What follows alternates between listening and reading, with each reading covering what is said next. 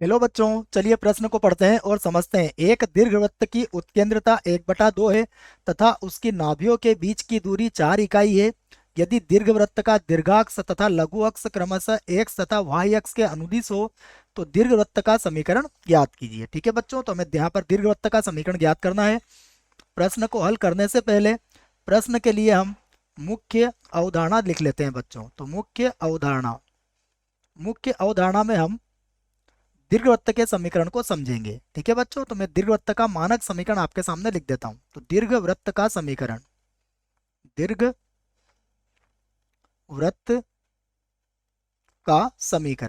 मानक रूप में जो दीर्घवृत्त का समीकरण होता है वह होता है एक्स की घात 2 बटा ए की घात 2 प्लस वाई की घात 2 बटा बी की घात 2। बी लिख देता हूं बच्चों, ए की जगह पर यहाँ बी आएगा। ठीक है, वाई की घात 2 बटा बी की घात 2 आ जाएगा और बराबर होगा 1। यह दीर्घवृत्त का मानक समीकरण होता है जिसके लघु अक्ष और दीर्घ अक्ष जो होते हैं बच्चों वो एक्स अक्ष और वाई अक्ष होते हैं। यहाँ ए का मान बी से बड़ा होता है। ठीक है बच्चों, तो इस दीर्घवृत्त की जो उत्केंद्रता होती है उसे हम ई द्वारा व्यक्त करते हैं। ठीक है बच्चों, और एक बात और आप याद रखें यहाँ पर कि इसकी जो नाभियां होती है, नाभियां इसकी नाभियां होती है प्लस माइनस ए ई कॉमा 0। ठीक है बच्चों, और एक और सूत्र है जो ए बी और ई में एक संबंध को व्यक्त करता है। यह होता है बी की घात 2 बराबर ए की घात 2 और 1 माइनस ई की घात 2। ठीक है बच्चों, तो यह कुछ मुख्य अवधारणाएं जो मैंने आपको यहाँ लिखवा दी है बच्चों। अब देखिए, हमें दीर्घवृत्त का समीकरण याद करना है तो हम दीर्घवृत्त का समीकरण मान लेते हैं। तो माना दीर्घवृत्त का समीकरण, दीर्घवृत्त का समीकरण क्या होगा? एक्स स्क्वायर बटा ए स्क्वायर प्लस वाई स्क्वायर बटा बी स्क्वायर और बराबर 1। ठीक है बच्चों, यह हमने दीर्घवृत्त का समीकरण मान लिया है। अब हमें सबसे पहले दी हुई है उत्केंद्रता। तो अब क्या दिया है बच्चों? उत्केंद्रता देखो, तो ई बराबर हमें कितना दिया हुआ है? 1/2 दिया है। ठीक है, इसको हम समीकरण 2 बना लेते हैं। यह दिया है बच्चों हमें। और दूसरा देखिए क्या कहा गया है, नाभियों के बीच की दूरी, नाभियों के मध्य दूरी, मध्य दूरी, नाभियों के मध्य दूरी बच्चों हमें दी हुई है 4 इकाई। ठीक है बच्चों, एक बार और पढ़ लेते हैं। नाभियों के मध्य की दूरी 4 इकाई दी हुई है हमें। ठीक है ना, ये मध्य बच्चों में एक बार और लिखना चाहूंगा।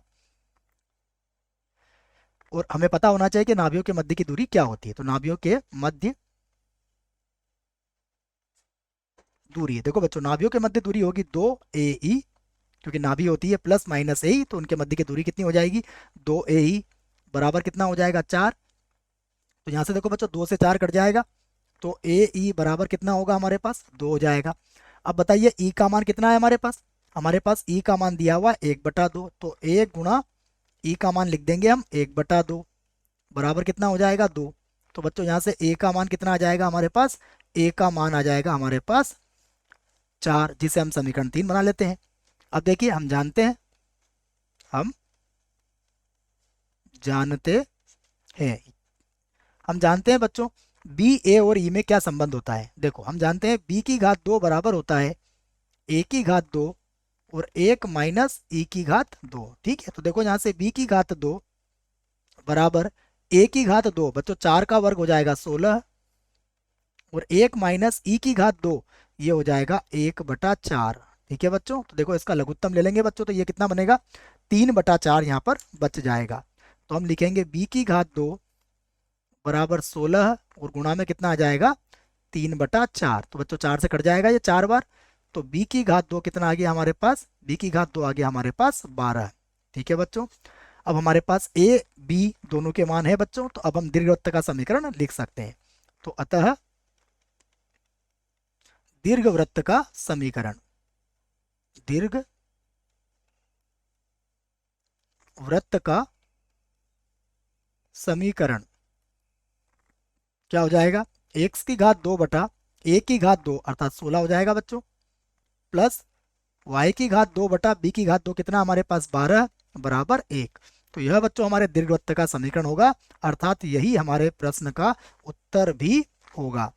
आशा करता हूं बच्चों आपको इस प्रश्न का उत्तर समझ में आया होगा। धन्यवाद।